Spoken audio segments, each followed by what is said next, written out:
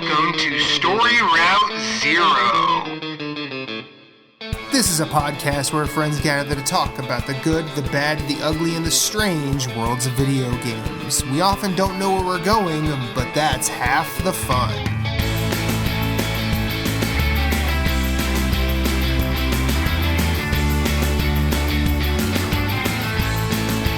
Come on the journey with us. Hit us up on Twitter at StoryRoute0. You can send us an email at StoryRoute0@gmail.com. That includes questions, concerns, comments, complaints, pet pics. Send us some recipes. Send us some stories about your day. We're going to listen.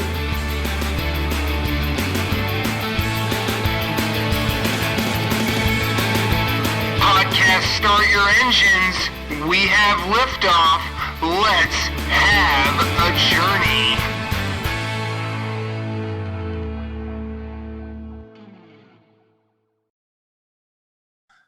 Fuck what you heard. It's what you hearing. Listen. It's what you hearing. Listen. It's what you hearing. Listen. This is Story Route Zero, episode 78. That was DMX, the late great DMX, with his opener to the classic song X Gon Give It To You Off the Cradle to the Grave soundtrack. My name is Matthew Keel. I've got Jason Marshall with me. And now I am outnumbered by the Sony Pony Express of Nerds Gone Platinum. We've got Jeff Glasson in tow. How are you, sir? Doing well. It's glad to be back. It's been a while. Yeah, it has been a while. I think it's been over a year at this point. Well, over a year since you and I were on. I think yes. You might have shown up in my stead at some point. It could perhaps be that long. Yeah, it has been a while. I think it's been over a year at this year since you and I on. I think yes. You might have shown up in my stead at some point. It could perhaps be that long. Definitely feels that long, but it's good to be back. Yes. And we are talking about Resident Evil 2, the remake from 2018? 19. Okay. So other than that, what? How was everybody's weekend? Jeff, what's happening? Wasn't bad. It's still quite wet here in the Northeast. Lots of rain and humidity and all that fun stuff. So it was pretty much an indoor weekend. And what's strange is I'm usually not like a constant allergy sufferer, but for whatever reason, it's like every 2.5 months, I'll have one solid 12 to 24 hour period of just massive allergies and being miserable. And then literally the next day it goes away. And yesterday was that day. So unfortunately, it was one of the weekend days where I had to deal with it, but better than some folks have it. Obviously, the allergy season can be quite brutal for some folks, so I can't complain. Yes. Jason Marshall, what it do, sir? It's good. I built a jungle gym, one of those dome ones for the girls. Never again. Lots of screws and nuts and washers. You finally realized your dream of building a Thunderdome for your family. I'm proud of you. My father-in-law helped me, and of course, 10 minutes in, it pours. Whoop. So we moved into the garage, but then realized it was getting too large that we had to move out. And then it poured again. And then it stopped. Was there lightning involved? Thank God no, because that was all metal. And that's fun. Who gets electrocuted first? We played. We could talk about playing games in hard mode, but you don't want to add a degree of difficulty to life. You really don't. Girls love it, so that's what's important. Yes. And I got to interview the author of the Final Fantasy VI book that I reviewed for Obelisk, so that was cool. When does that go up? When I finish transcribing the 2.5 hour interview. Awesome. Well, best of luck with that. I look forward to reading that. I still need to read your Final Fantasy VI book review because I have not yet. But I did see you starting to write a review today for Ender Lilies. I am. And you dropped a piece of knowledge that I did not know. Yes. Rambo, There's 1987 game, was a Metroidvania. I remember that game, and I think I never got further than, I don't know, 10 minutes in. I think it, I mean, it was probably because I was a silly child, but I do not remember it being a Metroidvania. So the more you know, I guess. Weekend for me was pretty good. I wanted to play more Demon Souls, but I really didn't because Ahmed was not around. So I basically hang around in the areas that I've already done, waiting to either get summoned, or if you hang around in the Tower of Latria, you can put your summon sign down and get summoned to invade the boss battle, which is so much fun. And I'm just going to share this because Reba and I, Saturday, Reba and I basically stayed in the basement room where I play. I'm not going to turn this into game time, but Reba looked up at the screen, and when you get summoned into this fight, you have, if you remember Dark Souls, if you've got this item in Dark Souls, it's like the Xanthus headwear, where it kind of makes your head look like a giant dildo. Well, anyway, if you get summoned into the old one fight, you have the old one head wraps, which is kind of like this weird reverse pyramid made out of cloth on your head. There's lore for that. It's actually really interesting. It's one of my favorite things in the Soul series. But you get summoned and you have to fight whoever is coming to fight the boss. Like, you are summoned in place of the boss, which is one of the coolest things I think ever be done in a game. And Reba looks up and she's like, "Why do you have that on your head?" I'm like, it would take too long, but right now I have to fight this guy. And she's like, "Oh, he's got a massive sword." And then she sees me parry this guy and stab him and kill him in one parry, and I roll over laughing because I know what it took for that character to get that weapon, to be able to wield it and whatnot. And Reba's like, "Why is that so funny?" I'm like, "Because that guy worked so hard, and he got beat by a semi-underleveled mage build because of a parry." And it was, I wasn't really doing the whole, like, he didn't get good or anything, because online parrying in Souls games is still kind of a mixed bag, even in the new Demon Souls.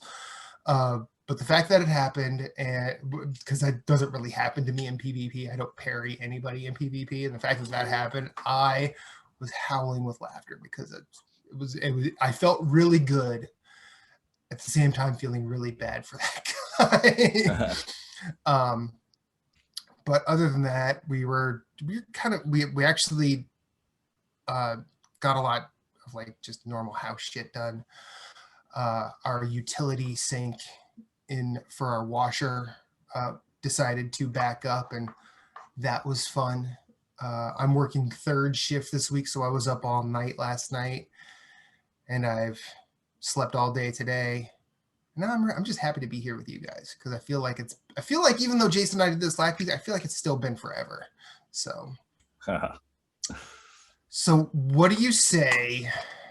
I think we're ready to talk about this game that we all played and probably beat. Showa. What do you think, Jason? Yeah, let's give it a try.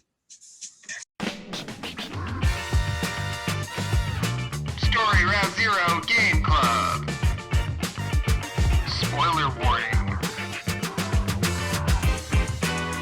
Hot takes. Bad takes. Much discussion.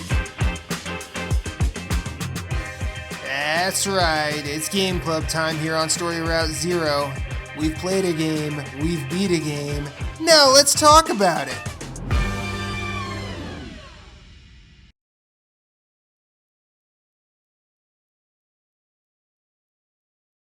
Yo.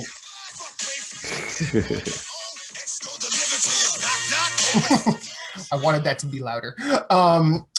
Okay, so we're talking about Resident Evil 2, the remake. Jason, when did this originally come out? Was it 98? 1998. Okay. And then this came out in 2019. This It is was- the 25th entry in Resident Evil out of 28 games right now. That's counting remakes and everything. This is the 25th game. It was the third. No. Second. Is it? Okay. Yeah, it was originally the second, obviously. Mhm. Then it actually went in order of 1, 2, 3. It's Back the when they did second game. sequels right. Right. Yeah. Numbering convention. And now it's the 25th entry as well. And they are Well- different. So it does count as a different entry. And we'll So- go over that. What are the three after? I mean, I know So, 8. I know 1, Village 2, and 3. Then there was, I think it was called Survivors. okay. Then there's 4 and Code Veronica. Okay. Then you get into Operation Raccoon City wasn't Yeah. that one? and Hmm. there Then are then the original remake of 2, because there was one of that for the GameCube, I think, Yeah. right? Okay. so you had 1, 2, and 3, Mhm. then Survivor in 2000. Code Veronica. Then there was Survivor 2, which was also Code Veronica. Okay. Resident Evil Gaiden. I think some Sure. I think some of these became remakes on the GameCube and PS2 Xbox era. Okay. Resident Evil 0, Dead Mhm. Aim, Outbreak, Outbreak 2, 4, which I think was the actual fourth one. Yeah. Deadly Silence, which I never heard of. No, never heard of that one. Umbrella Chronicles, Never heard of 5, that one.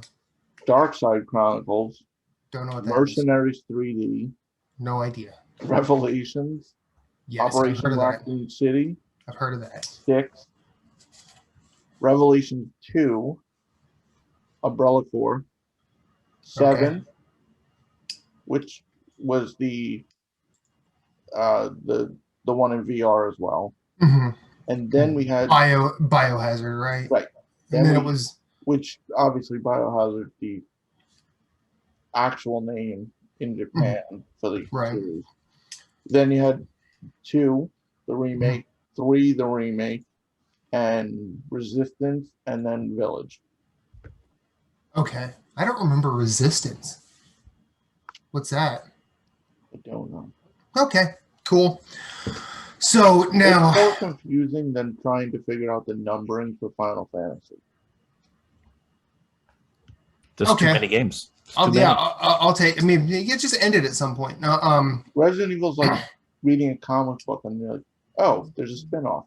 There's a spin-off to that spin-off. There's yes. a spin-off to that spin-off. And then you have to read that one to understand what happened before this one, before you go in the future. What? And then it becomes Resident Evil, Persona, Eternal Punishment, and Innocent Sin. So, what is your experience with this game? And I'll open this up to both of you. Did you guys play it originally? So I have, I would say, little to no experience with Resident Evil. I had the first one on the PlayStation and might have played like an hour's worth. Of course, that was back in the day where I was like collecting games more than playing them, primarily because I had a modded PlayStation 1. And so I was more like, ooh, I want to try this. Ooh, I want to try that. And then I was just like, got obsessed with just trying stuff and never actually playing or finishing anything. And then since then, I probably dabbled a little bit with Resident Evil 5, which was kind of crummy, but still had Okay. that weird tank control thing going on. It was better graphics, obviously, but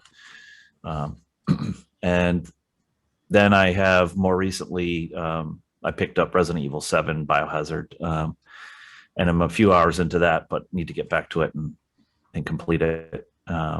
So never had any exposure to Resident Evil 2, did not even know until the remake came out how popular number 2 was and how much people actually loved it and were excited about it. But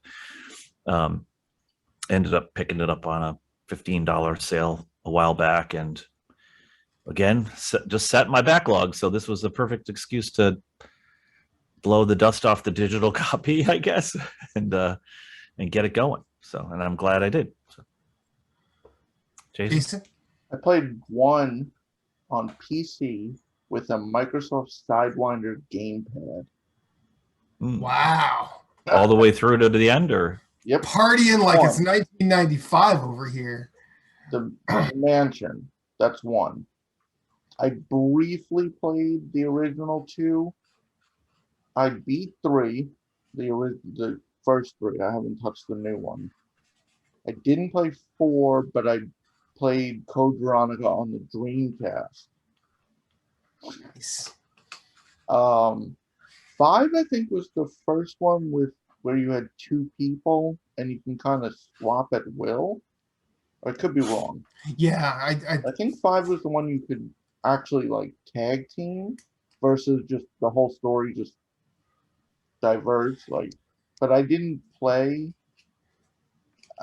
And then it was, I can't remember the number. Which is the one with is 4 the one with where the Las Plagas, you're in like Spain or something, looking for the president's daughter? You are asking the wrong person here. I think it's 4 where they're like everything. They're like parasites, not really zombies. Okay. I think it could be 4. I beat that. The numbering's weird, and then Code Veronica doesn't have a number, and their naming convention sucks. Like G virus, T virus. Like, pick a different name, damn it. Haven't played the new 3, I said. Haven't played 7 or Village yet. I don't know if I'll play those, but we'll go into why later. I'm just looking at the Wikipedia for Resident Evil 4, and infected by a mind-controlling parasite known as Las Plagas. So yeah. That's okay. So I played 4. And so you played 4. So I've beaten 1, 3, 4, and Code Veronica, and this one, 2, the remake. Okay. Well, this is my first Resident Evil game. I've always known about the series, and I've never really been. There have been games that are horror games that I have liked. I did like. I don't know how much horror these are, but the original point and click adventures of The Seventh Guest and The 11th Hour, I did like those games a lot. And they were if I remember correctly, and I could be wrong, they were kind of Twilight Zone-y horror rather than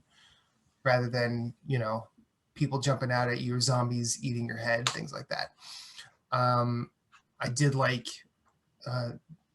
Dead Space 1. I bought 2 but never actually played it. But what drew me to Dead Space was, they were like, do you like the movie Alien?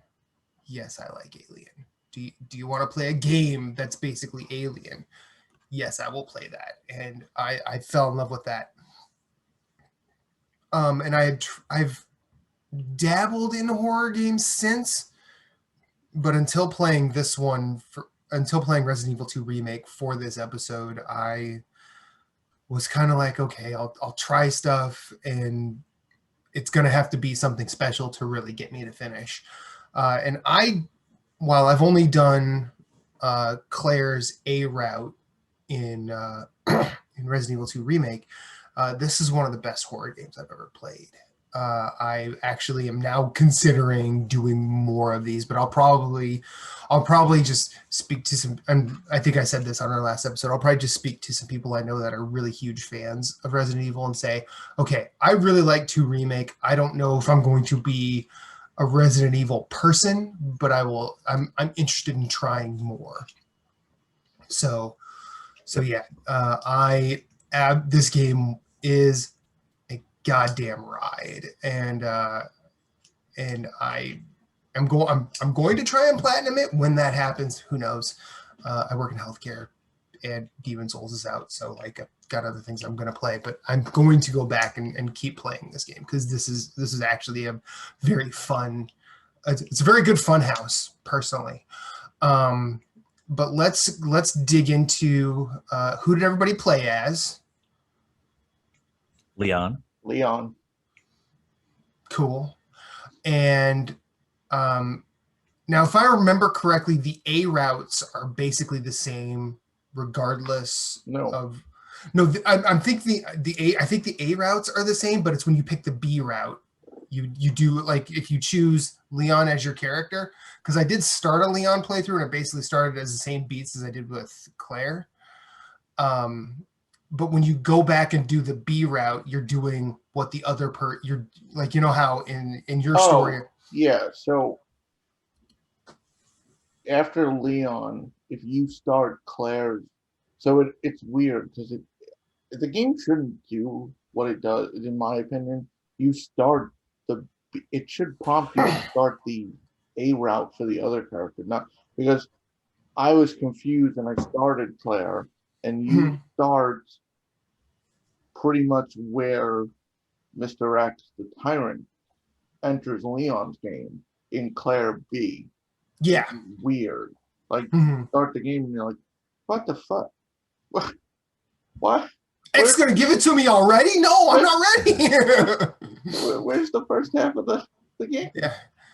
Well, I mean, I get it. I actually like that choice because when I figured out what it was doing, because like I had looked at trophies prior to playing this, but I didn't look at it like immediately prior. Like I looked at it like last year at some point. But when I saw that, when I'm playing as Claire and I see the couple of times you interact with Leon, it started to click. I'm like, oh, you get the way that he's going in this playthrough. So you're getting like if the stories were a puzzle piece, they fit together. And I understand that. I think narratively it makes a lot of sense. Well, there is. So I didn't fully spoil it for myself, but if you beat both B routes, you get a different, there's another ending. Yeah, there's a true ending. There's true ending. And I think Jeff stumbled upon it with the guide he ended up using, saying like, oh, there's this fight. And it's like, what fight? I didn't do this. I'm like, I got credits. Did I miss something? So rather than just go beat by beat, start at the gas station, go through the police station, meet Mr. X, go through the sewers, whatever. What do you guys want to talk about with regard to this game? Do you have any high points, any low points, anything you want to praise, anything you want to knock? I never experienced this much anxiety in a video game. Yeah.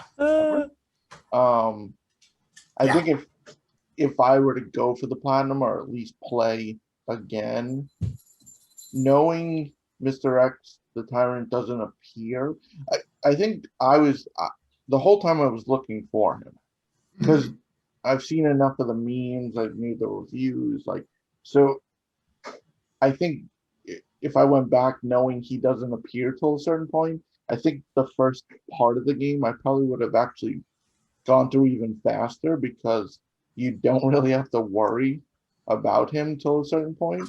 But once he's in, I mean, as scary or anxious as you can get, you have to play the game with headphones. Like the audio.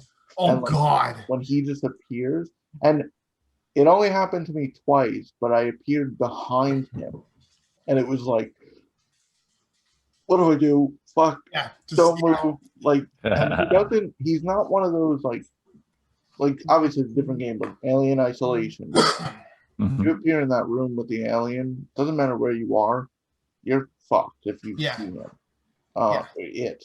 Mr. X kind of just walks away and you're like, oh, okay. Yeah, I still don't know how I didn't have a panic attack while Mr. X was wandering around. Like where I said Dead Space was more like Alien, this is Mr. X has some Mike fucking Myers presence about him. And I'm like, this is why the movie Halloween is so terrifying because whoever you see on screen, you kind of empathize with their position, but then you just see this faceless, expressionless ball of just anger walking towards you, and there's nothing you can do. And the brilliant sound design of hearing the footsteps, I just thinking about it now kind of gets the heart rate going, and it's been weeks since I've played this game. And I think it's say what you, I mean, I think my one criticism about it is I didn't realize Mr. X wasn't around for that long. Because I mean, ultimately, unless you are kind of walking into the same room that he's in, he is avoidable, but it doesn't make any of it less nerve-wracking. But what's up? Yeah, no. So I basically just I heard all the talk about it after, Mr. X after the game came out, and I didn't really watch too much video. I knew what he looked like, but it was more of I heard more about him from listening to podcasts. So I had my own like visual in my head of what the experience would be like if I played the game. And of the certain moments where he appears and then, goes away for a while, then reappears, I think they did a fantastic job of like, for lack of a better term, doing the what is the Kool-Aid guy through the wall, type, ta-da, I'm here, Yeah. And so those were awesome. It was just like, squealing like a little girl and like running away. But all in all, I didn't think that he was like, if you didn't want him to be part of the game, it was pretty easy to get away from him, and you didn't have to be anywhere near him at any time. He's pretty slow, so he's easy to get away from pretty quickly. So I didn't feel like he was as stressful of a part of the game than other people did. Granted, I was also playing on baby ass baby mode, but so no shame in that. No shame in that. Yeah. So it was like, so I don't know whether or not he appears more frequently or maybe walks a little bit faster or he walks faster, but I think the overall consensus for the people who said that if you play, he's got a minimal presence in the original game, and in this one, the thing that makes him omnipresent is, funny or not, advances in technology. Because in the original 2, you open a door, load screen, you just escape.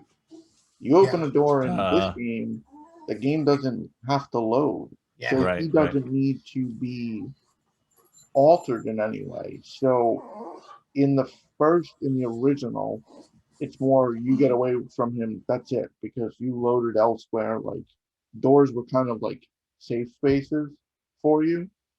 In this, he kind of, you don't really, he never, so I played on assist mode as well, but I couldn't find the story. There was something, I don't know if they fixed it or you're not, maybe it's just hardcore, you're not safe in a save spot from him necessarily. I think, Matt, I remember there were articles, I don't know if they fixed it or it was just hardcore mode, where he can literally crash into a safe spot. I don't think that was 2. I thought that was 3. Or maybe was it 3 they added that? I think it was the 3 remake that they were talking about that. Follow you no matter where you went. Yeah. Yeah, because I don't think that's 2. I mean, and I know Jeff mentioned seeing a lot of chatter about it post-release. Like that was the stuff that really got me into wanting to try this, because I'd known the name Resident Evil. I knew like what Resident Evil meant in terms of like it was zombies, either that or a series of Mila Jovovich movies. And when I started seeing people talking about Mr. X, and then I started seeing Mr. X, what that character actually is, plus, you know, the mod where you could play the DMX song as you're in a room with him, or making him Thomas the Tank Engine, or the wonderful stream that Giant Bomb did where Abby was playing it, and there's a moment where she and Dan Reichert are talking about like people like the puzzles. I like the scary stuff. And Abby's like, well, I'm playing this for the puzzle. And then you just see Mr. X just punch her character in the face from behind a doorway. And she screams. It's good stuff. And I'm like, I might have to try this. And that was where my impetus for playing this game came. Yeah, I mean, for me, there was minimal jump scares. It's just him when he appears. It's more of a like, oh crap, what do I do? But then you realize, like, once you take him to a knee, he's not like he can grab. You can run past him, and that's kind of the end of it. But it's like, can I do it? Do I have room to take him to a knee, or do I just run the other way? Like, but yeah, there were minimal. I felt minimal jump scares. Like there was nothing like Resident Evil 1 with the dogs through the window. That's still up there as iconic scares for me. Like those dogs come through the window and you're like, nope, I'm done. Yeah. Like, I mean, the liquor was frightening. But it wasn't... that was what did it for me. I'm like, when I saw the liquor for the first time, I'm like, I don't know if I'm gonna make it through this game. I was like, I don't know if I can do this. Or the two, when you have to deal with the two liquors in the lab, and you're like, oh god, what do I do? Yeah, I'm like, there was, when I was playing this that day, I remember we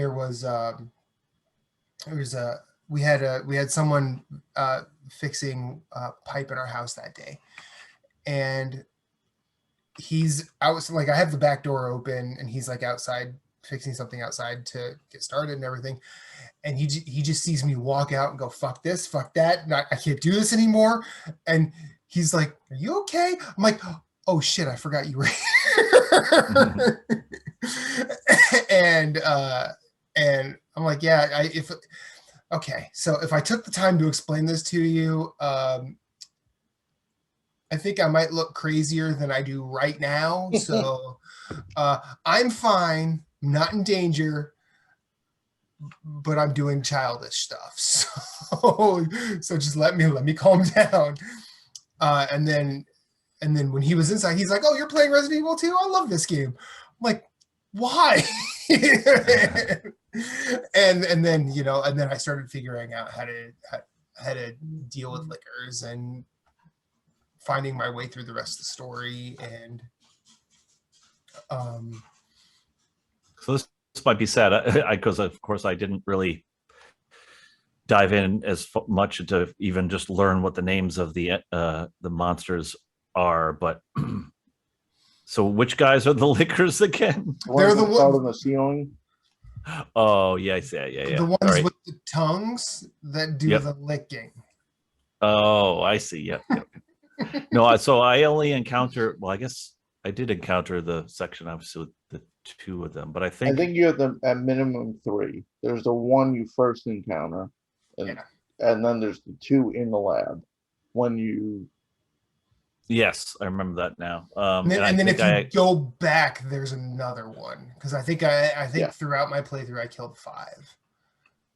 Yeah, I think I was pretty well stocked up with the shotgun ammo at that point, so it didn't really take too much to get rid of them. The first time I encountered him was in the police station with the one on the ceiling, and that died the first time. Almost got him, but then got him the second time. But of course, I didn't really pay attention to the fact that I could have just walked really slowly by him, and it wouldn't have triggered anything. But wait, what?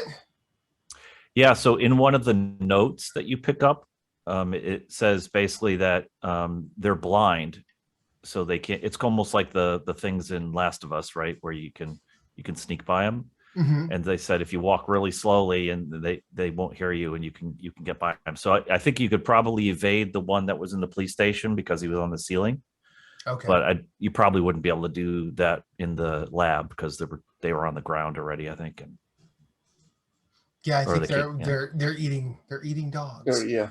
yeah. Um, There's an easy trophy if you throw a flashbang at oh them. yeah, Yes. Yes. I got that one in the lab. But that further points to the strategy of just walk. They're blind. They can't. Mhm. That like it's the sound I think that, and they just go nuts. But then you can, because I was reading, you can. It's not a conserving ammo. Like you don't need it. Like a lot. I think they made it so a lot of stuff can be bypassed if you just time your movements around it. Like there's not that you don't have to kill anything, but I think you can minimize. There's a lot of stuff. Mhm. But so you played Claire. Yes. So we start in the police station. We have to unlock the 3 statues. Hmm. Where do you start? Same place. It's In the like the A routes, regardless of who you pick, I think are the same. And when the you B but route is when we run to Ada, that's when you run into Sherry. yes. So Ada saves us in the parking garage. Okay. See, I did not have Ada. I did the Sherry Right. segment. Um. Because we find the report. So you encounter the police chief. We didn't, Yes. Okay. right? Because I knew that because we encountered the reporter who's trying to expose the police chief. Mhm. There's also there's a police corruption. This whole Umbrella paid him off, Right. but that's the first time we glimpse at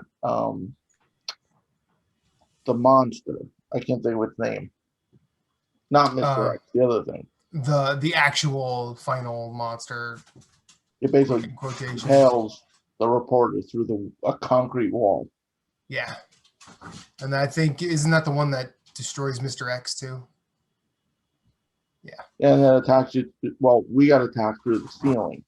That was annoying actually from just a video game point of view. I don't know if you experienced that, Jeff, when you're in the fire and you just have to let it like keep crushing the ceiling.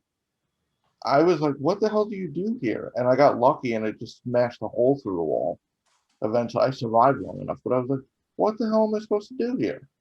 The fire. What? So you're in the room set fire, and the G monster keeps smashing through with the claw. Eventually, he knocks the wall out. Oh, yeah, yeah. I didn't know what to do, and I felt like I kept losing health. And then eventually, I just was positioned near the door, and I guess that's what you're supposed to do. But he smashed the door out Hmm. right before you fight him. Then, so did you fight the monster with the crane, Matt? Yes. Oh, okay. So I guess at that point it converges back. Yes. I know the okay, so the difference is you have different I guess we can call them NPC sequences between Leon and Claire. Right. Like When I had we leave the so police station, we're with Ada, and we go into the sewers until we okay. get to like the underground lab. And you guys don't have the orphanage sequence, right? Correct. No. Okay, so yeah, it's the orphanage sequence where you play as Sherry, and did you have to play as Ada at all? Yes. Okay. Um, Which was and a little weird. see, I like the Sherry one. Like, it reminded me exactly of like the beginning of Last of Us, where the original Last of Us, where you play as Joel's daughter. Okay. It was a lot of that where you're just kind of it's not really a combat situation. It's giving you a bit of stealth training, and you have to just sort of puzzle your way around It's almost like a mirror of the Mr. X segment because you have the police chief chasing you instead of Mr. X. And I did like that segment quite a bit. I thought that I found myself saying I kind of wish there was more, but ultimately I know that if you ask for more, there's the potential for wasted space increases dramatically. And I'm glad that this game is sort of as tightly designed as it is because there's very little wasted space in it. Yeah. So police station, you guys go directly to the sewers. Yeah. Because I think we have with Claire, you get to the sewers, you meet Sherry, and she says like the monster's behind you, and it's the big ugly. Then you do the orphanage sequence. Then you go to the sewers. And I think the sewers is the last. It's essentially it's The lab is. the lab is the lab. Did you deal with the mutant crocodile, alligator, whatever? In I the had that sewers. sequence, yeah.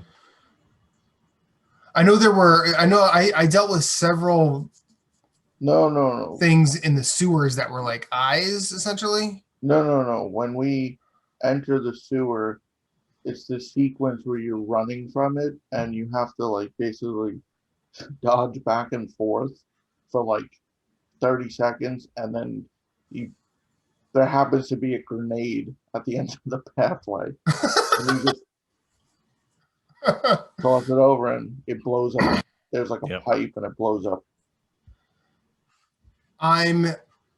That's not ringing a bell. I feel like there's something You'd remember it. of that ilk, but I feel like there's something similar where you're basically running from something you cannot fight briefly, but I don't think it's a crocodile. I think it's actually so the in Claire's storyline, the thing where you're fighting on the elevator at the end. Did you guys have that? Where it's the guy with the big arm. Mhm. So that is Sherry's father. Yeah. And then I forget the scientist you meet. Annette. It's her Annette. It's her husband. And I think before you get to the sewers, I ran from that rather than a mutant crocodile. Oh, okay. And then then we get then I think it's the lab after that, and the lab is, for being a final level, I felt like the lab was the weakest one. Yeah, I mean, for design wise, it was kind of like There's a lot. There was too much back and forth. Mm-hmm.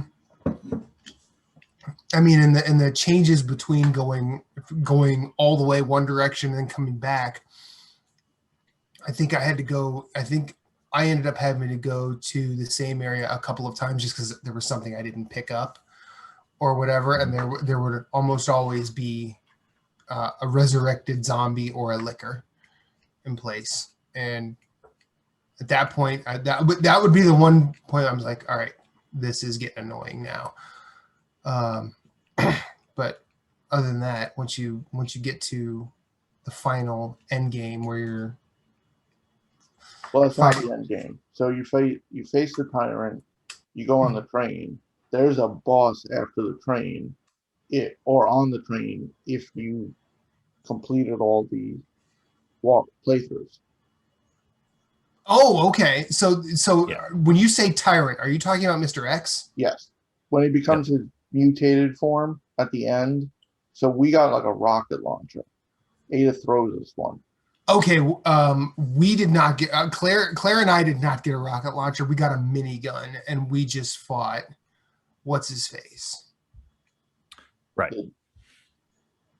We fought Sherry's father. Oh no. Oh no. We had afterwards. a fight against the mutated version, the mutated version of William Birkin, and we basically have to escape. It's like, okay, the building's about to explode, and we have to run. And basically, right before, you don't know it at the time, but right before the exit, the Mr. X tyrant is in his final form, no trench coat, one of his arms is completely mutated, and you fight him. Wait, that's Mr. X? Uh-huh. Because in mine, Mr. X got chopped in half. Yeah.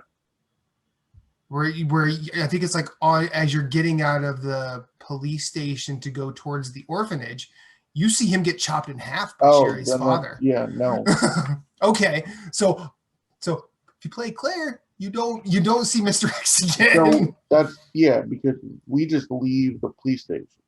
Okay. We don't actually fight him until then he reappears.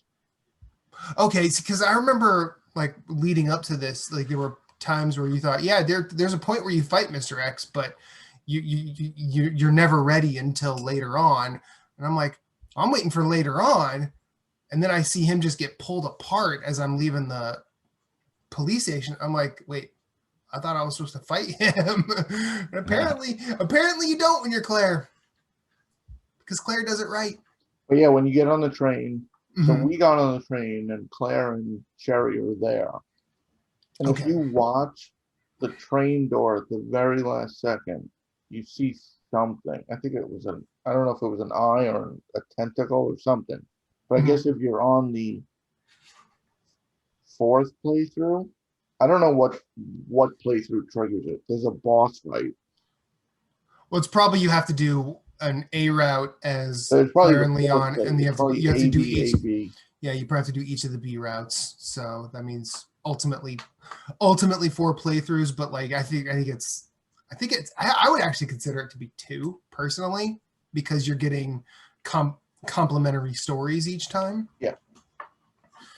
But gamers be gamers. But yeah, we had like a massive fight against William Birkin. In like the bridge falls out on the lab, and you fight him on the ground. Yeah.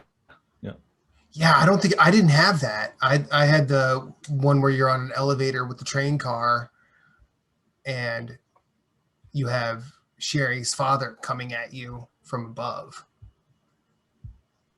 Yeah, no, they do change. So Okay. 8 playthroughs are, I guess they're different post police station. Okay. Well, I mean, honestly, that's kind of why I like doing this, because we get stories. We get stories of like, oh, you had that. Well, I didn't have that. So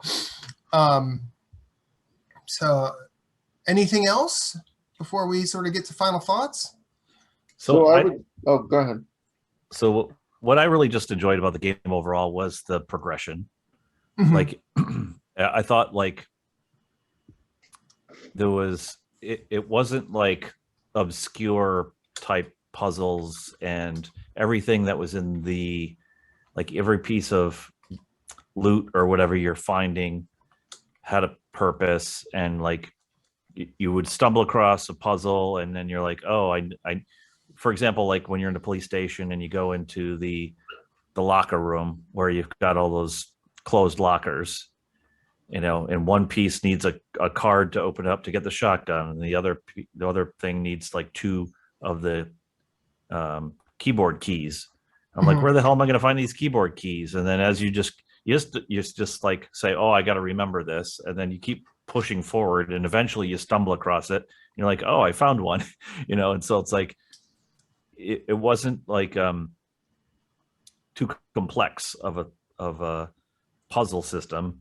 Mm-hmm. And if you just trusted in the game, it kind of walked you through it anyway. And I'm sure there's probably a handful of things that I just never saw, but I felt like I was pretty thorough. I felt like I spent a decent amount of time, especially in the police station, because I was really, I look at the map and I'm like, I want all these rooms to be blue. I don't want them to be any to be red, right? And of course, there's some rooms you just don't go into because you're not playing as Claire or you're not playing as Leon, right? So, but I just thought that you got a lot, or at least I got a lot of satisfaction from the game and how it progressed, and it like dealt out moments of satisfaction that kept me wanting to move forward, Mhm. and kept me engaged the whole time. And ultimately, I think it wasn't.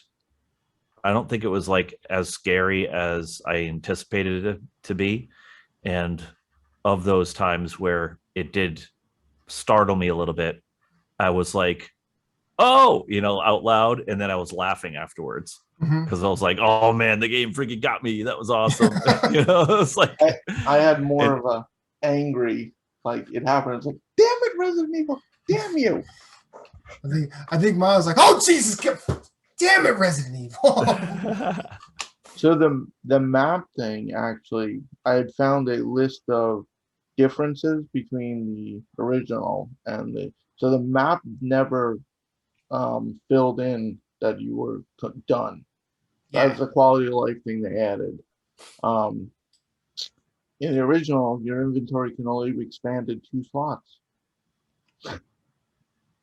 In this one, they added about 10 or so. God damn, that's frustrating. yeah, there's a trophy for like not using a storage box for the Yeah. entire game. I'm like, Not opening it.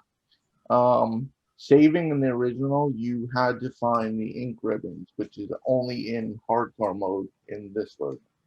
So you couldn't just save whenever. You had to find the item to save.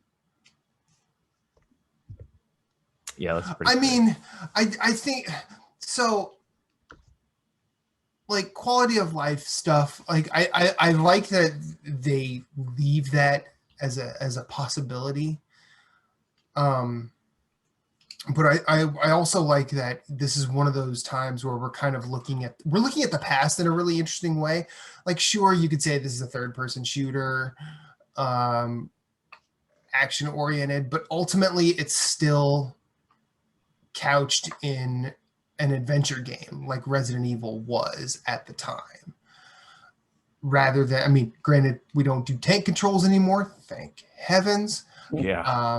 Because I remember when Grim Fandango came back out on PlayStation 3 or 4, and playing that all the way through with tank controls, I'm like, man, I remember when games controlled like this. How far we've come. But the idea of needing something to save, I don't think that's a bad thing. I like that they chose to amend that, because I can see a lot of people like, okay, so I'm scared to death, I can't save my progress, and I don't know where to go. That's almost the trio of I'm not playing this game. Right. I did like that if you used an item to its max use, it checked off, so you knew you can discard whatever. Yep. It's kind of Yes. either Yes. throw it out or put it away, but like it was nice. It's like, because we've all played games where you keep something in your inventory for it because I might need this. It's like, oh yeah, Resident Evil's like, no, you're done with this. Get rid of it. The original Dark Souls. How many of us have like 60 Lloyd's talismans for whatever reason? Exactly. I do wish on that there was an easier way. Like if you pick something up and you had no room, it's like why couldn't you just override or drop something? You had to like back out, drop the item first, then go pick it up again. I mean, I guess they didn't. I mean, it wasn't the end of the world, but there were too many times I didn't realize my inventory was filled, and then it's like, ugh, all right. But no, I mean, I guess we can go into final thoughts. I was pleasantly surprised. I'm not a horror fan. I mean, like I said, I don't think it was super scary. It was more of I think the Tyrant, Mr. X, was done such. His presence was noted, and it was just it added enough. But it's an action adventure game. Like the puzzles were difficult, but not unbeatable. Like once you look at it, and then like Jeff said, the game kind of was like, oh, okay, now I know why I needed that item. It wasn't just like, what the hell is this random item? It was Right. kind of like, let's make it obvious. Like, here's the 3 button. You're gonna need this for that keypad that was missing the 3.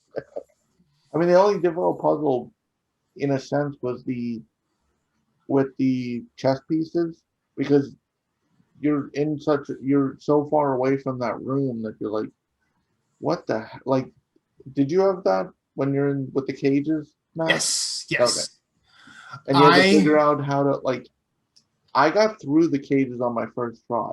I didn't realize going back, you had to like go through, go around, take the piece out, so you lock the door and go through another door to get the piece back, and it's like, wait, what? Yeah, I think that was either, I think that might have been the longest time I spent. Oh, hey, Bagel.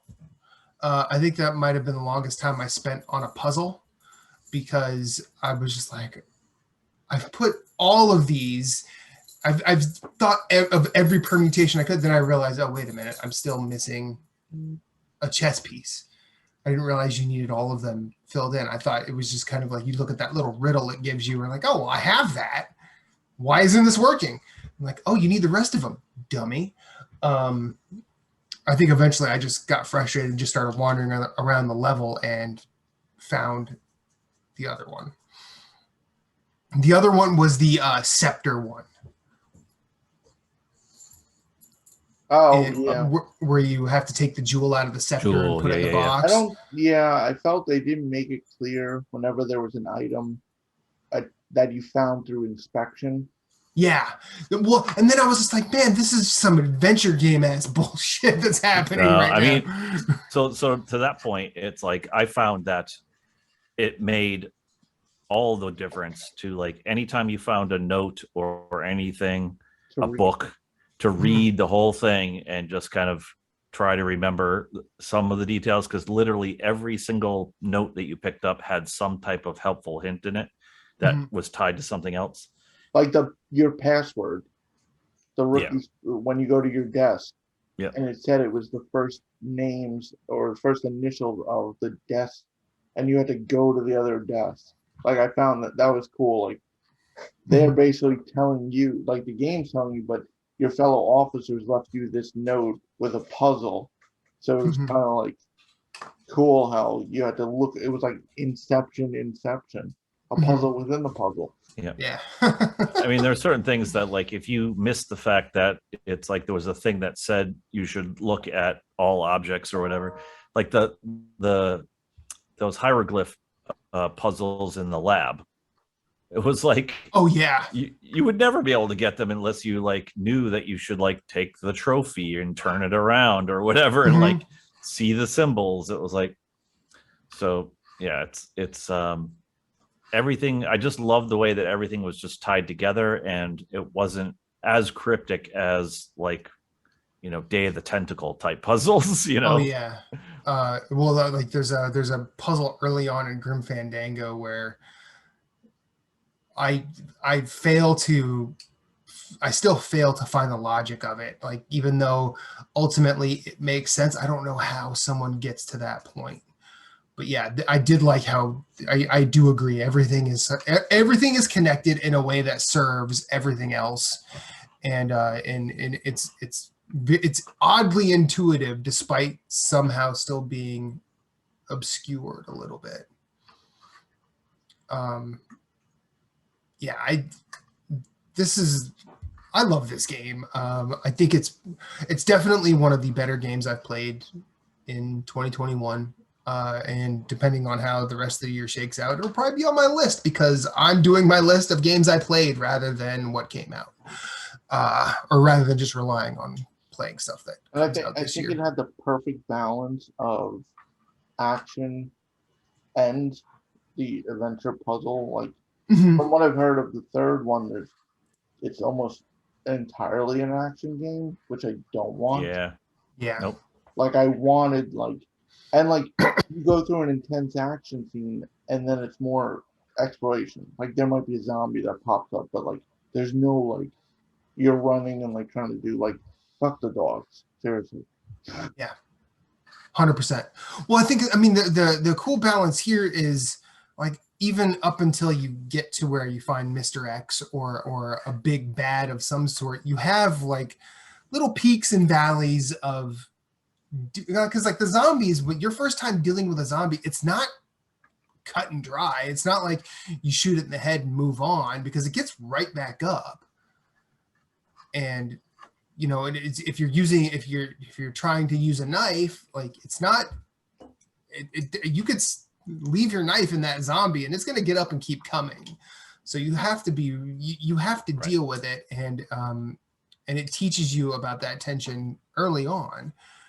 And that's one of the things I love about it. Then once you get to the point where you're like, okay, I'm not really worried about killing every single zombie in the room, because you can find ways to sort of shuck and jive around them.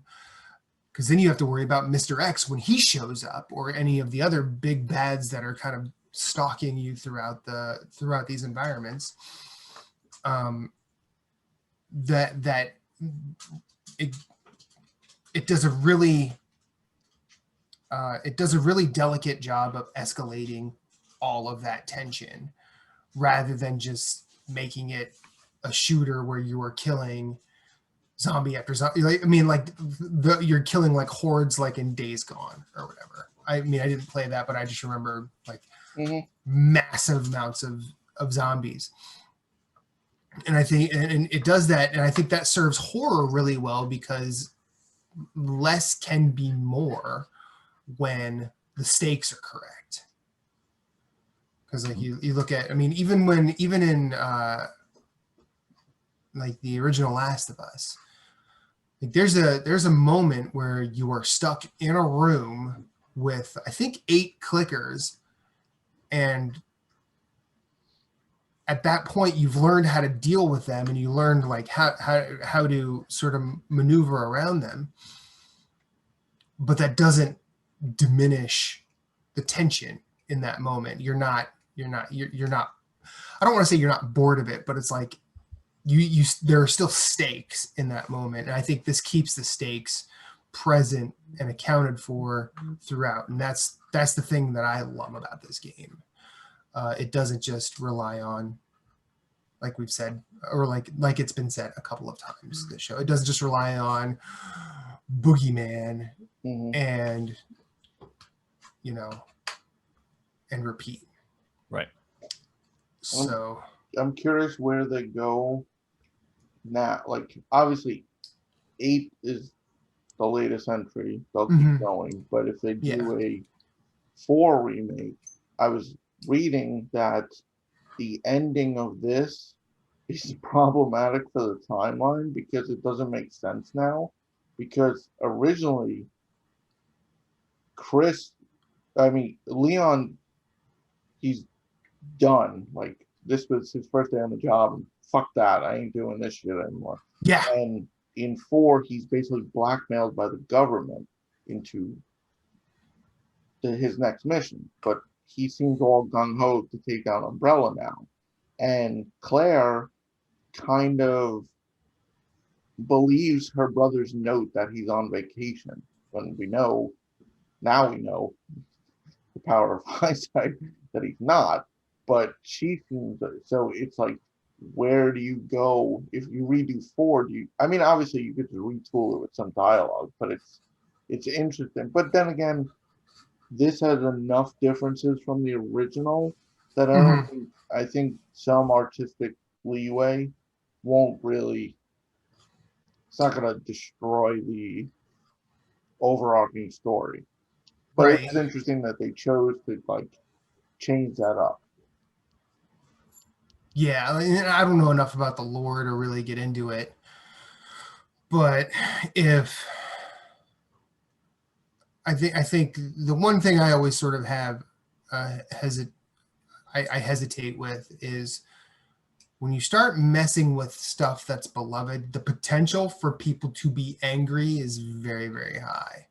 I think these changes are so subtle though that they don't, Like if you completely changed it and like Leon encountered Sherry and Claire was the one with Ada, obviously that changes.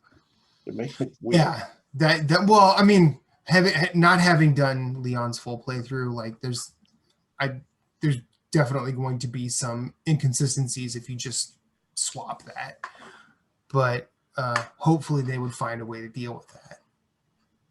Yeah. But yeah, don't mess with the wrong thing, because you'll get the gamers mad. But yes, well done, Capcom. This was It was a joy. I think this and Monster Hunter World sort of resurged them into. It's kind of saved them, didn't it?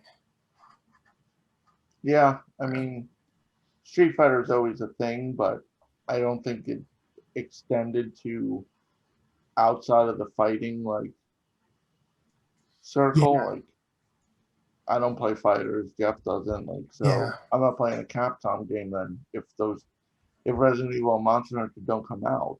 Mm-hmm. Yeah. And now like look at the hit that I mean 7 was a hit, but I think 8 got more. I think because of 7's success, I think it was kind of a surprise success in a way. 8 was more hyped and it delivered. And it had its own brand of a Mr. X and Lady Dimitrescu. Mm-hmm. So, yeah, I don't think they planned for that, and I think they had some ideas. No, I don't think they planned. I don't think they knew that was the reception. I think they had an idea of this is your tyrant, but is that how people are going to welcome it? Yeah, they did. I don't think they expected the amount of "please step on me, Lady D" as they got. but you know what? God bless them.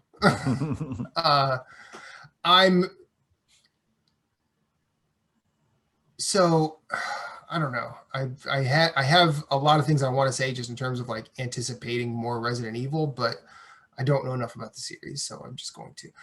I'm interested in playing more of these games now, so that's cool. From my experience that I've played 4 and Code Veronica, I would definitely like to see them remade. Because I told you I didn't. Well, I think I might have mentioned it with Jeff, but like I tried to play 0 before. Because I was figured, let me do 0, 1, and 2. I had enough time. I turned 0 on. I'm like, no, this didn't age well, and I'm not dealing with this shit. Now, what I know you sort of went into it a little bit, but what was the controls just right off the bat just felt really weird. Like, okay, was it like tank controls or? I don't even know if I got far enough to really tell you if it was. It just, there was no comfort with I was like, within 2 seconds I was. You move the camera, you're like, nope, I'm out. I was within 2 seconds I was grabbed by a zombie. I'm like, no, no, and I was on assist mode, and I was like, no. Yeah, no. And I wanted to play 0 because I've never played 0. I mean, I still might go back to 1 just because I'm familiar with the mansion and the whole thing. Like I'd like to re-experience that, but I feel 2. And I mean, I played 3. I mean, I think 3 was visually, it looked good.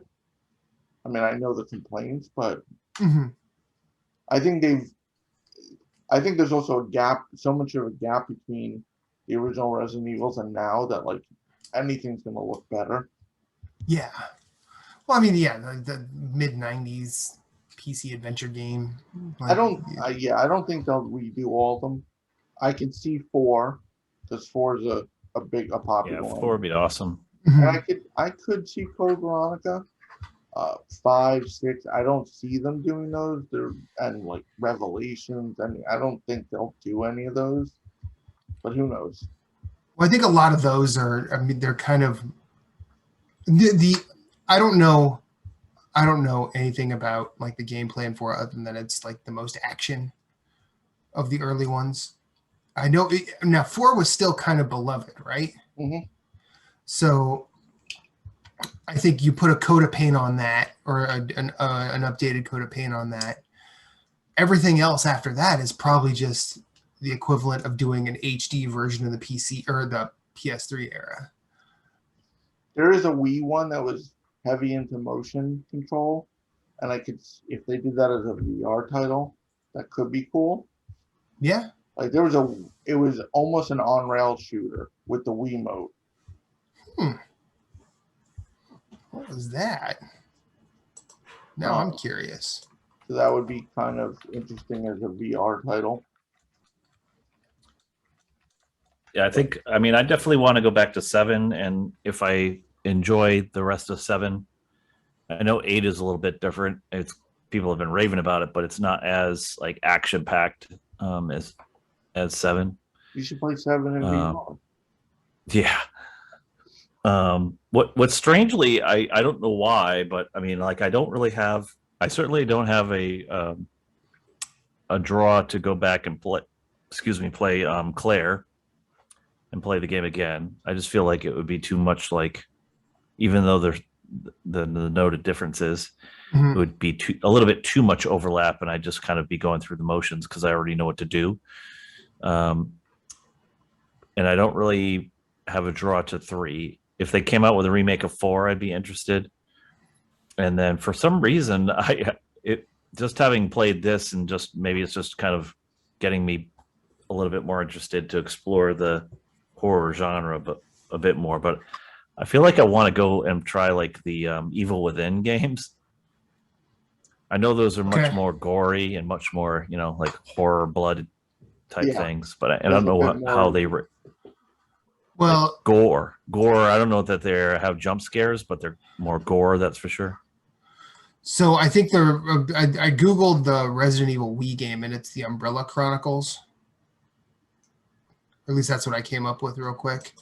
As for the Evil Within, I've heard that I've heard just skip Evil Within 1. Yeah, I definitely heard that 2 is much better in terms of the way it plays. And unless you're like a hyper completionist, or if you're able to get 1 cheap, try it. If you're still down, keep going, or go as long as it's not fun, or go as long as it is fun. And then I've heard 2 is sort of the okay, we're here now. I think they're actually on Game Pass, so there's that. Yeah, I know one of them is. I think one of them is on PC Game Pass too. I don't have an Xbox, so I can't use it on Xbox Game Pass. I don't own Evil Within. I was kind of expecting to look on the PlayStation Store and be like, purchase. I'm proud. I want to pat myself on the back for that. Good for you, Jason. Even 1's only $20. 2 is still. I was a full price game. It's still $60. 2 the remake. Evil Within. My bad. I just realized we're not talking about Resident Evil anymore. So I think we could probably get out of here. Yeah. Before we do, Jeff. Yes. What else are you playing? What other games are you playing right now? So you're not here all the time. Yeah, so since I haven't been here in a while, I'm going to go back to last year. No, just kidding. We'll be here for another hour. 7 years ago in 2019. No, the most recent few, Biomutant. Really enjoyed it. Got the platinum. Nice. I encourage anybody who's going to pick it up to, and I'm sure Jason will agree with this because I think we were giving the same advice to Moose, but like stick it out through the whole tutorial section, which literally is almost the first hour of the game. You got to like get to the point where it opens up and you're kind of in that open world rather than in that kind of linear corridor fashion, because it really does feel like a different game once you get to that point. plus they patched the hell out of it, and Jason and I finished it and platinumed it before like the second patch came out, I think, at this point. So What it's have they like patched? They sped up the dialogue. There's less dialogue in the tutorial. Okay. They kind of the hour he mentioned maybe takes half hour at this point if you wanna. I mean, but it really it's the oddest tutorial ever because it's not the game you're about to embark on. Really, Right. it's such Okay. obviously it works as a tutorial, like it teaches Mhm. you, but like it's one of those like if you were to turn it on and say you were like tired and like, oh, I'll play for an hour, you might turn it off and be like, I ain't playing this game again. This is terrible. Yeah. Yeah. And it's definitely like it definitely suffers from balancing issues, and I don't think it's something that they can necessarily fix. Like it definitely is that game where, yeah, you want to pick the character that you think is going to represent the gaming style that you want to play, but at the end of the day, you can make your character be any gaming style because it doesn't hold you to that, and you can be flexible later on. And there are definitely weapons that just are extremely OP that you can get early on that Mhm. just negate the need to do anything other than use them to get through the Right. entire game. Enemies are super easy to kite, so you don't even really need to use any skill to get through battles, but you have the ability to make your own fun in that game in terms of just deciding how you want to approach things. If you want to kite enemies and just shoot them all the time with a gun, you could, but then you're just going to create a more boring experience because you're going to get that rinse and repeat gameplay loop feeling much sooner. So if you want to like actually explore the systems of the game, and take advantage of the combos that it has at your disposal, then you're going to have a much better time with it. I also played Ratchet and Clank, the new one, Rift Apart. Nice. Or ripped apart, if you want to go along with the belief that they have those letter switching things in every game title, which seems to be true. I don't know if And they that do was all. letter switching, but I feel like ripped apart is definitely something that old school Ratchet and Clank humor names would, because they had Up Your Arsenal, Right. Exactly. Tools of Destruction, A Quest for Booty, Right.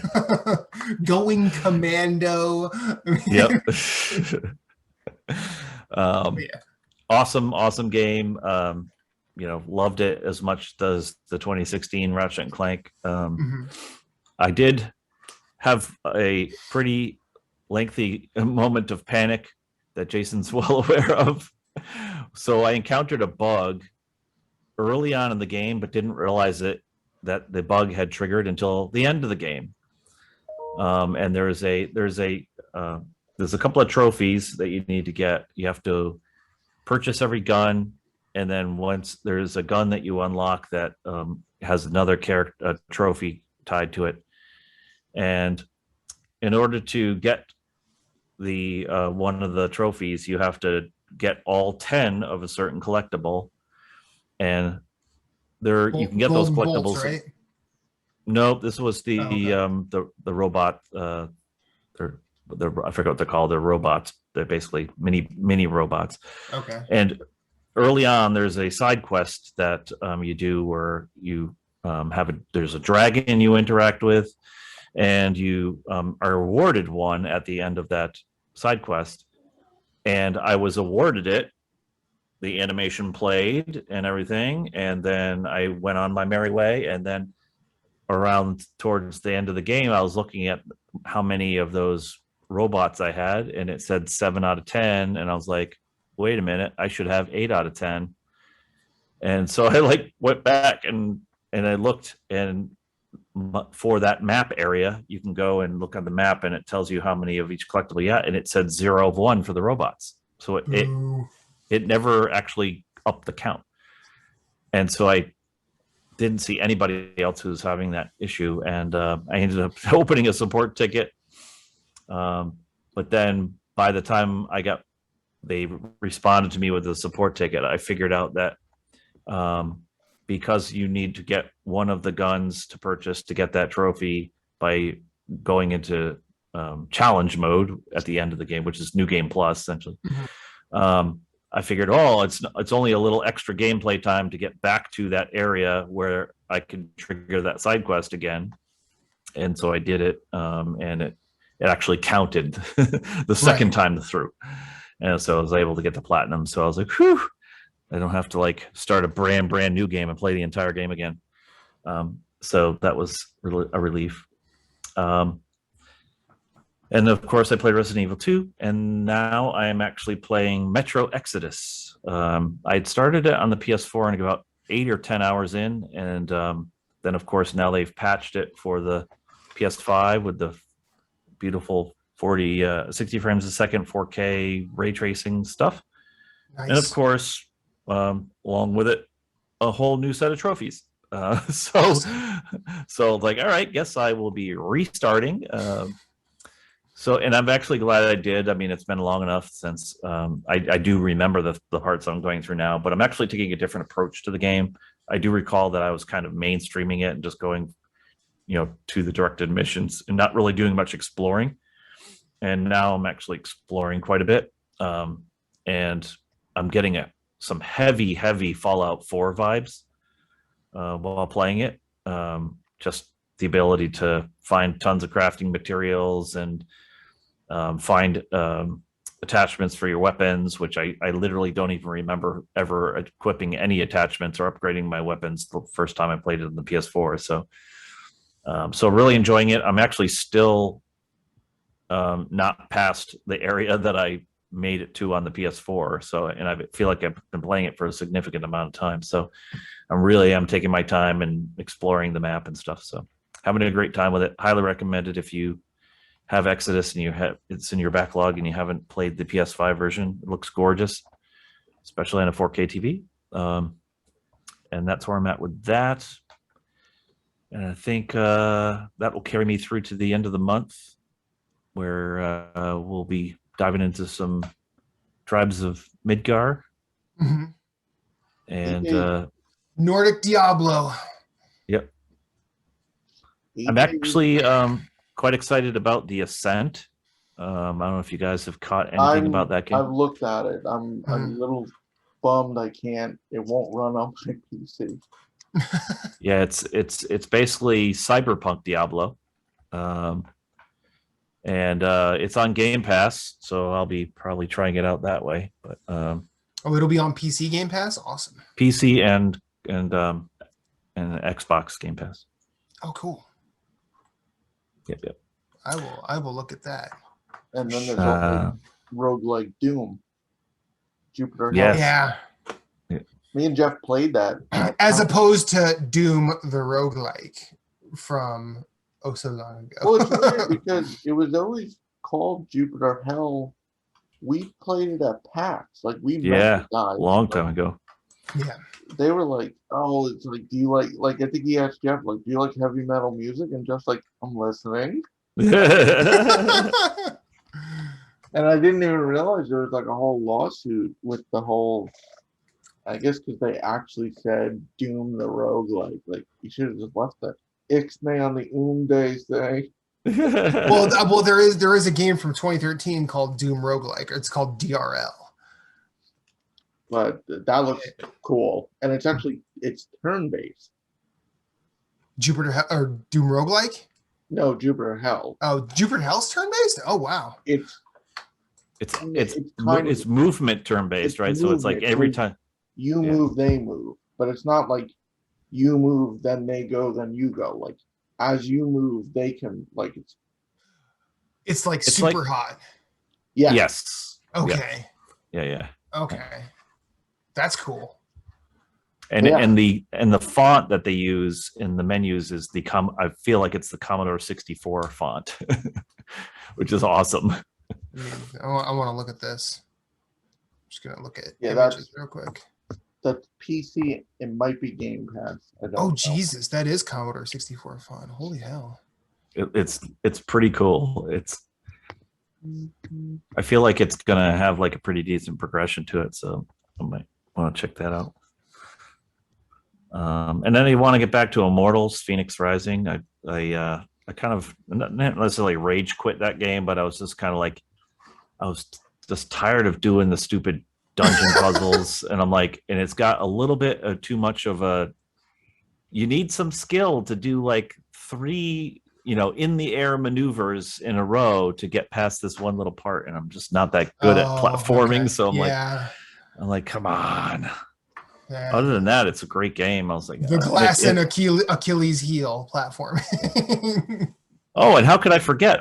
I also went back to Ghost Recon Breakpoint and and got finished up the rest of the trophies on that and got the platinum on that too. So Just in time for Ubisoft's reveal this morning.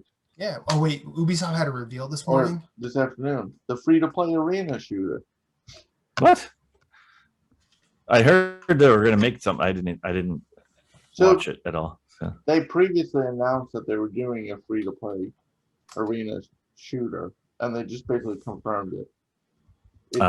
Oh, Tom Clancy's X Defiant. The premise is kind of cool though, because it's the characters you choose from are the factions from Tom Clancy games. So you have the Wolves from Breakpoint, you have the Cleaners from Yeah, I'm like, wow, there's a Division guy, right? In one of the Cleaners, the one with the flamethrowers. Mm-hmm. You can play as them, but you can also customize your loadout completely. Like you don't have to use a flamethrower as a cleaner, but like it's kind of, I don't know. I mean, they said they were getting more into free to play, and they did say they were doing a PvP type shooter. So yeah. Here you are. I mean, it's free.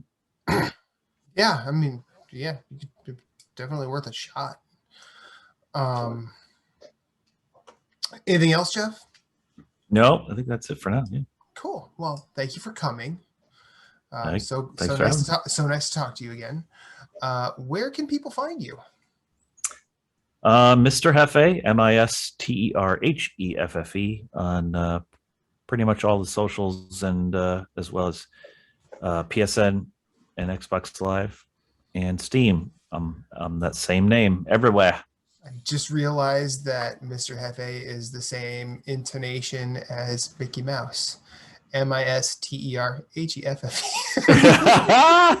I never realized that, so thanks for pointing that out. I'll never be able to get it. Yeah. Oh, that is the best. So yes. TER. All right. On that note, gamers, it's not all about you. Bye. Story Route Zero, we have some cool friends who do some cool things, and I'd like to tell you about them. Phoenix Overdrive uses the power of games and gamers to help heal sick kids through the charity Extra Life. Phoenix Overdrive fundraises for Children's Miracle Network hospitals all year, every year, and the fund culminates in a 24-hour gaming marathon. Find out more about their events and projects online via Facebook at facebook.com/Phoenix Overdrive or on Twitter and Instagram at PHX_Overdrive.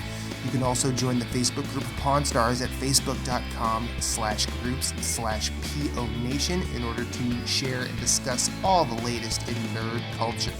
They've also got a podcast, Nerd Overdrive, which you can see weekly at youtube.com/Phoenix Overdrive. You can also catch it on Facebook Live or twitch.tv/PHX_Overdrive.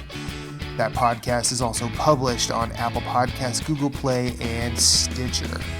You want merch? They got merch. Merch can be ordered from tinyurl.com/PHXODmerch, a portion of which goes to their fundraising efforts. Join the nation and be a hero to sick kids, as El Capitan Ray Osorio, Lee the Maestro, and Becky, the lovely queen of the guild, always say, #Rise Above.